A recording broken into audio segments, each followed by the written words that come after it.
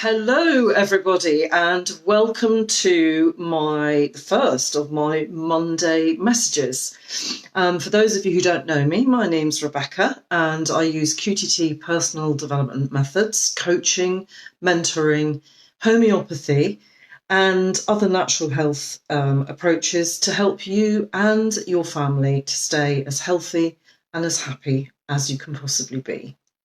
So this is the first of my live videos that I'm going to be doing every Monday, following on from the 4-part video series that I've just done to help you to design your own personal roadmap to creating your best year yet. And for those of you who have followed those videos, then you already have a really good template for the important elements of how you're going to achieve what you want to achieve this year. And now we are kind of down in the trenches, if you like, and we're implementing that plan on a day-to-day basis. And there's all sorts of things that can come up for all of us when we're trying to do that, when we're trying to implement changes. So, and please excuse me this morning because I've got a little bit of a cold, so I'm a little bit croakier than usual. So I'll take a sip of water from time to time. Okay, so if anybody's watching, first of all, technically, lovely if you could give me a thumbs up or a heart, a smiley face, something like that, just to let me know that you can actually hear me. That's always a bonus, I think. So that would be great if you could do that.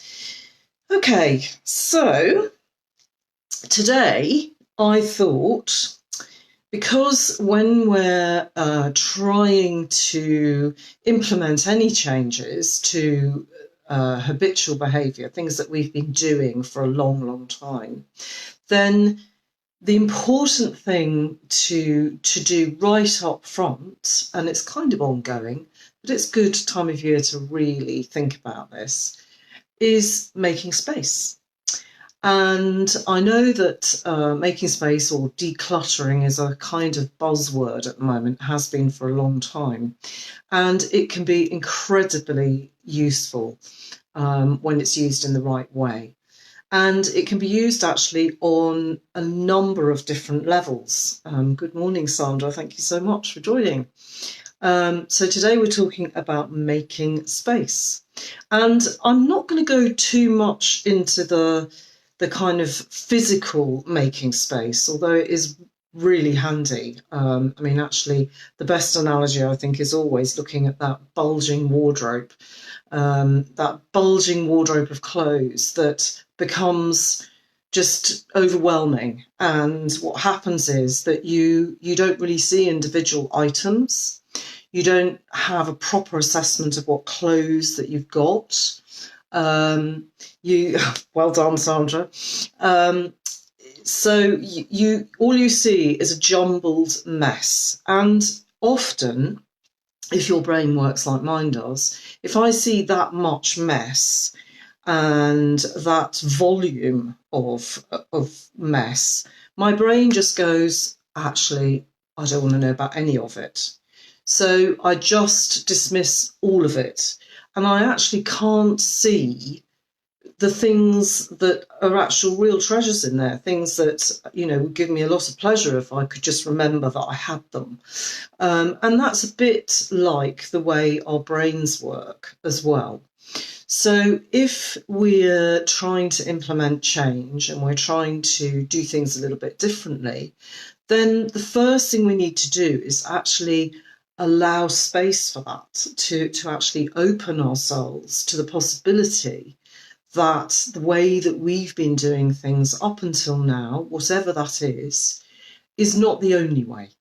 And that there might be a different way that would suit us better once we've established where we want to be and how we want to feel.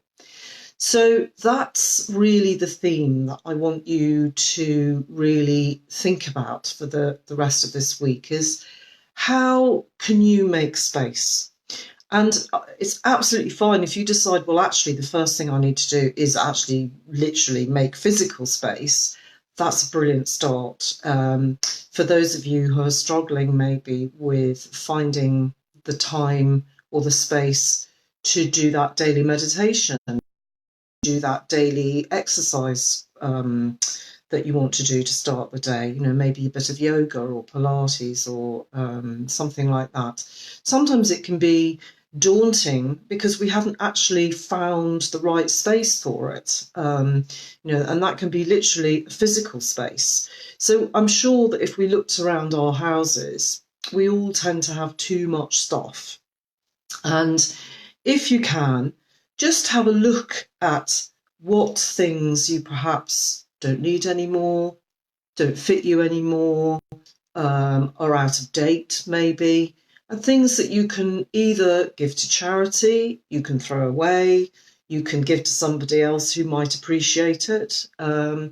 You can perhaps get your children. I tried to do this when my children were younger. Is all those new toys at Christmas? Perhaps get them into the habit of thinking, well, okay, maybe I can actually give away one or two things that I've had for a long time to make space for the new things. So that's what it's all about really this week, is just doing whatever you need to do to make space for your new life. Because if you don't make space for it, it's going to be very hard to squeeze it in.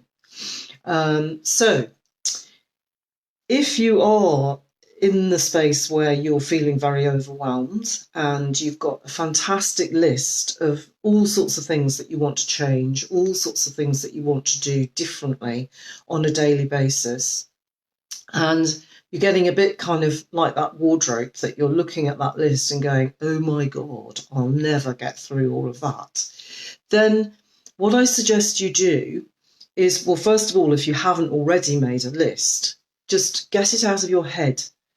Clear your head by taking it out of your head and making either one list or several lists. The way that I sometimes like to do it is have 3 lists, and one is okay, this is a priority. I really need to do these things really quite quickly.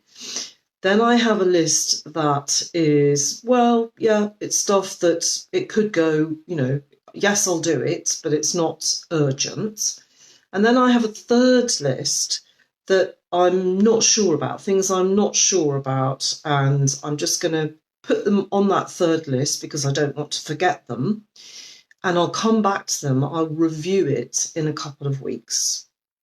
And quite often when I do that review in 2 weeks, many of the things on that list are not necessary. So it's good to just separate what you've got to do so that it's number one out of your head, because then you are making space for you to be creative, for you to have clarity about things, and to make better sense of all those wonderful ideas that you're probably trying to percolate all at once. So that can be a good space making exercise, if you like. And obviously the physical stuff is very, very handy. And I do believe that your environment is a reflection often of what's going on inside you. And personally, I find it very difficult to concentrate and really get through tasks if I feel that I am working in a very chaotic, untidy environment. So one of the first things I do every year is I go through my in trays in my practice office, and I make sure that everything is filed in the right place. If there isn't a file and I decide I want to keep it, then I will make a file for it, so that every time I come to look for something, I know exactly where it is, because I can't bear that thought of knowing I've got something, but I don't know where it is. And that's the same on your laptop, on your phone. Even if you've got a lot of pictures, say, quite good to just actually file them into, maybe family or work or, whatever works for you. And anything that doesn't fit into your categories, perhaps you don't need it anymore, or perhaps you can download it onto a memory stick or something like that. So anything you can do this week, just have that thought in your head that you're making space for new things, or actually to enable you to appreciate the old things, maybe. I mean, going back to that wardrobe analogy, I know when I sort through my wardrobe, I nearly always discover something that I think, oh my God, I'd forgotten I'd got that, and it's perfect. So making space can be about making it for new things, or it can be about celebrating what you already have. I think it's a really important part of creating your own best life. And I'd love to hear from you what you think of making space, and perhaps one thing that you could do or put in place today that will help you to do that. If you found these videos helpful, then do join me. I'm going to be here every Monday, 10 o'clock, for Monday messages, and I'll be setting a theme for each week. I'd love to hear how you get on with each theme. And if you'd like to know more about working with me one-to-one, then do pop onto my website, and the address is in the post with this video. And you can register for a free call with me, and we can chat through so that we can see how I can help you to be as healthy and as happy as you can be. Thank you so much for watching, and good morning, Katrina. You're very welcome. And obviously, if you came in halfway through, not too late. The video will go up after I've finished, so you can still make comments throughout the week. Okay, thanks very much. Have a great week. Bye.